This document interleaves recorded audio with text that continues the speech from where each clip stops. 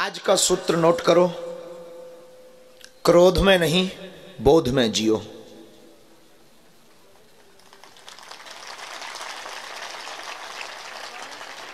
क्रोध में आप आवेश में जियोगे, आपकी जिंदगी में सदैव रोड़ा बने रहेंगे। आप रामचरितमानस के एक प्रसंग से जिंदगी में को जीना सीखना चाहते हो तो सुन लीजिए। हनुमान जी जब लंका जाते हैं तो रास्ते में सुरसा नाम की एक देवी मिलती है। जस जस सुरसा बदन बढ़ावा, तास दून कपिरूप दिखावा। सुरसा नाम की देवी ज्यों ज्यों अपना रूप बढ़ाती है, हनुमान जी उससे डबल अपना रूप बना लेते हैं। क्योंकि सुरसा ने कहा कि हमें देवताओं ने भेजा है, मैं आई हूं, मैं भूखी हूं, मैं तुम्हें खाऊंगी। हनुमान जी ने कहा कि अगर आपको खाना है तो खा लो, मुझे कोई दिक्कत नहीं है, लेकिन याद रखो माँ, अगर तुम्हारी आज्ञा हो तो मैं पहले राम काज कर आऊं, फिर मुझे खा लेना, कोई दिक्कत नहीं। लेकिन सुरसा कहती है नहीं, मैं तो अभी खाऊंगी। हनुमान जी कहते हैं ठीक है, मैं तैयार हूं। सुरसा अपना मुख बढ़ाती, जस जस सुरसा बदन बढ़ावा, ज्यों ज्यों सुरसा अपना मुख बढ़ाती त्यों त्यों हनुमान जी अपना रूप बढ़ाते। 16 जोजन मुख थे ठयऊ, तुरत पवन सुत 32 भयऊ। सुरसा ने 16 योजन का मुख किया, हनुमान जी ने 32 योजन का शरीर कर लिया। सुरसा ने अपने मुख से नापा तो मुख में जा नहीं रहा था शरीर, क्योंकि डबल है, मुख छोटा है। उसने अपना और मुख बढ़ाया, अंत तो गत्वा सुरसा रुकी नहीं, 7 योजन तही आनन कीन्हा। उसने 100 योजन का मुख बना लिया। हनुमान जी को एक उपाधि बुद्धिमताम वरिष्ठिम की है। हनुमान जी ने सोचा कि इसने 100 योजन का मुख बनाया, अगर मैं बचना चाहूं तो मुझे 200 योजन का शरीर चाहिए।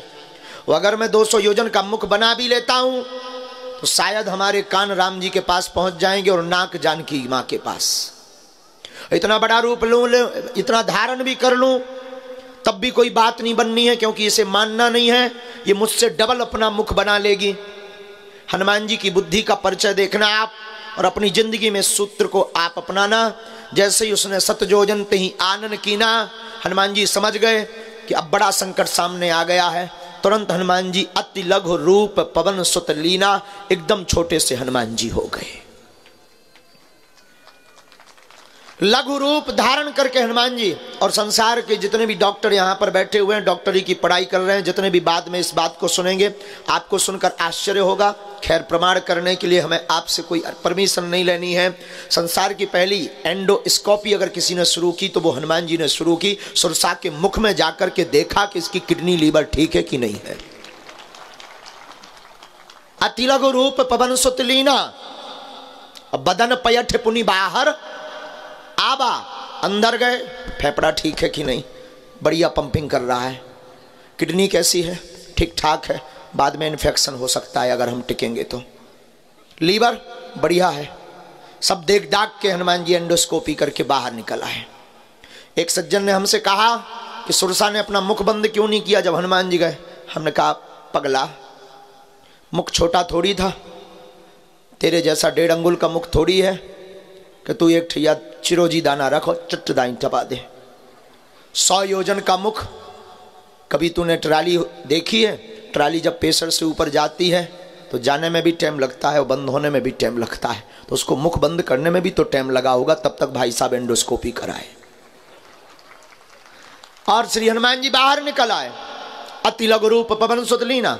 और शायद ये बात तुम्हें जची नहीं होगी, हमें हौस है कि इस बात को तुम्हें उतनी जची नहीं होगी, पर इस बात के पीछे जो हम तुम्हें बताना चाहते वो सुन लीजिएगा। 7 योजन ते ही आनन कीना, उसने 100 योजन का मुख किया।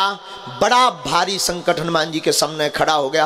वैसे हनुमान जी का नाम संकट मोचन है, लेकिन हनुमान जी ने दुनिया के लिए एक सूत्र यहाँ पर छोड़ दिया। देखने वालों का नजरिया होना चाहिए। हनुमान जी ने कह दिया, आपके सामने भी जब हमारे जैसा भारी संकट आ जावे, 100 योजन जैसा, तब तुम उसका सामना करने के लिए लड़ने मत तैयार हो जाना, छोटे बन जाना, वो संकट अपने आप निकल जाएगा।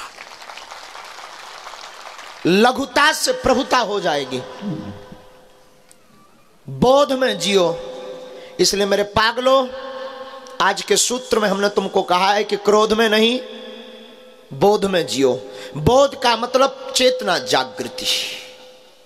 बोध का मतलब परे देखना, बोध का मतलब लॉजिकली आपकी बुद्धि और आपकी चेतना इतनी लॉजिकली हो जाए कि आप परे देखना प्रारंभ कर दो। कई बार हमें बड़ी हंसी आती है और कई बार दरबारों में हम बोल भी चुके हैं, हमारे पास व्यक्ति आता है तो उसकी मन की कल्पना होती है कि हम जाएंगे तो ये हमारे बाप का नाम बता देंगे, हमारे परदादा का नाम बता देंगे, हमारी मन की बातें बता देते हैं देंगे। हमें बड़ी हंसी आती है कि आदमी कितना बुद्धू है, अपनी बात जान करके ताली बजाता है। हमें बड़ी हंसी आती, वो अपनी बात अपने बाप का नाम जान करके जय जयकार करने लगता, और हमें लगता हमारे हनुमान जी के लिए कोई बड़ी बात नहीं है। सबसे बड़ा चमत्कार तो यह है कि तुम मनुष्य तन पाए हो। दूसरा चमत्कार यह है कि तुम अपनी खुली आंखों से महापुरुषों के दर्शन कर पा रहे हो। और तीसरा चमत्कार यह है कि ईश्वर ने तुम्हें मनुष्य बनाया 84 लाख योनियों में। और तीसरा चमत्कार सबसे बड़ा यह है कि 212 देशों से ज्यादा इस विश्व में देश हैं, उनमें तुमको जन्म भारत जैसे वतन में दिया है। काश यहां पर जितने भी परे हुए बैठे हुए लोग हैं, काश कभी विचार करना कि तुम अगर चाइना में हुए होते तो क्या इतनी रात को यहां बैठे होते, या जो चाइना में पैदा हैं भी वो यहां बैठे हैं क्या? चाइना में हुए होते तो मास्क लगाकर अभी कोरोना के चक्कर में बचते फिर रहे होते और चंगवादर का सूप पी रहे होते। चाइना में हुए होते तो इतनी बड़ी आंखें नहीं होती तुम्हारी, छोटी छोटी चिंग चोंग चांग चोंग चमक चोंग आप कर रहे घूम रहे होते। तो भगवान की बड़ी कृपा है कि आपको तीसरा चमत्कार ये मिला कि भारत जैसा वतन मिला। और चौथे चमत्कार पे भी धन्यवाद देना मत चूकना, अपने आप को अपने अंदर ही अंदर ईश्वर को शुक्रिया करना, धन्यवाद करना। चौथा चमत्कार यह है कि तुमको अनेक पंथों में सनातन धर्म में जन्म मिला है। मान लीजिए ऐसे जगह तुम्हें जन्म होता जहां पर ना भाई का रिश्ता है, ना बहन का रिश्ता है, ना चाची ना मामी का रिश्ता है, और जहां ना जाने क्या क्या किया जाता है। हमारा भारतीय सनातनीय संस्कृति वैदिक परंपरा कितनी उच्च और दिव्य है, जहां एक ही नारी का व्रत धारण किया जाता है। अन्य लोगों के बारे में विचार करना। हम आपको आज के सूत्र में कहेंगे, क्रोध में नहीं बोध में जियो। बोध में जीना प्रारंभ करो। बोध का मतलब है प्रभाव में तुम बहुत जीते हो। हम लोग भी इतने टेम्परेरी लोग हो गए हैं, बहुत ही समय बदलू लोग हो गए हैं। पुराने ज़माने में किसी फिल्मी दुनिया वालों ने गीत बनाया था, मौसम की तरह तुम भी बदल तो न जाओगे। और वैसे ये बात कोई बड़ी बात नहीं है, और ये बदल रहा है। रोज़ इंसान गिरगिट जैसे रंग बदलता है। कोई बहुत बड़ा अमीर आदमी आ जाता है तो घर में स्वागत की टेबल अलग होती है, उसकी टेबल पर होते हैं काजू मखाने, बहुत बड़ी अच्छी अच्छी डिश। कोई नॉर्मल टाइप का आदमी आता है तो बिस्कुट और नमकीन में ही उसको निकाल दिया जाता है। और कोई बहुत छोटा आदमी आता है तो सिर्फ चाय के लिए पूछा जाता है। और कोई घर का काम करता या कोई पड़ोसी आ जाता तो पानी भर के लिए पूछा जाता। और यहाँ तक कि हमने देखा है कोई रोज मिलने वाला आता है तो पानी तक को नहीं पूछा जाता है। इसलिए वो गीत बहुत सिद्ध होता है, मौसम की तरह तुम भी बदल तो न जाओगे। बदल क्या जाओगे, बदल रहे हो। हम लोग समय के हिसाब से जी रहे हैं, बोध में नहीं जी रहे। और आज का दूसरा सूत्र नोट करो, प्रभाव में नहीं स्वभाव में जियो। प्रभाव टिकता नहीं है।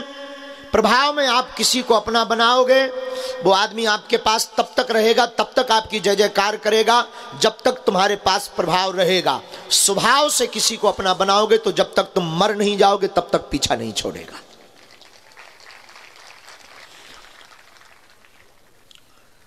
संसार का एक अमीर आदमी है, बहुत अमीर आदमी हुआ, बिल गेट्स। उससे एक बार पत्रकारों ने पूछा कि आप रातों रात अमीर बन गए, इसका रहस्य क्या है? एक ही रात में तुम अमीर बन गए, इसका राज क्या है? कौन सा जादू है तुम्हारे पास जो तुम रातों रात अमीर बन गए? उसने टेबल पर हाथ ठोक कर कहा, हाँ मैं रातों रात अमीर बन गया, इसमें कोई संदेह नहीं। और अगर कोई ये संदेह करे तो उसकी मूर्खता है। मैं रातों रात अमीर बन गया हूं, इसमें किंचित मात्र भी संदेह नहीं है। उसने मुस्कुराते हुए कहा, पर यह किसी को होश नहीं है वो रात कितनी लंबी थी। और दुनिया आपकी चमक देखती है। जब आप उपलब्धि पर जाने लगेंगे तब लोग आपके पीछे लगेंगे।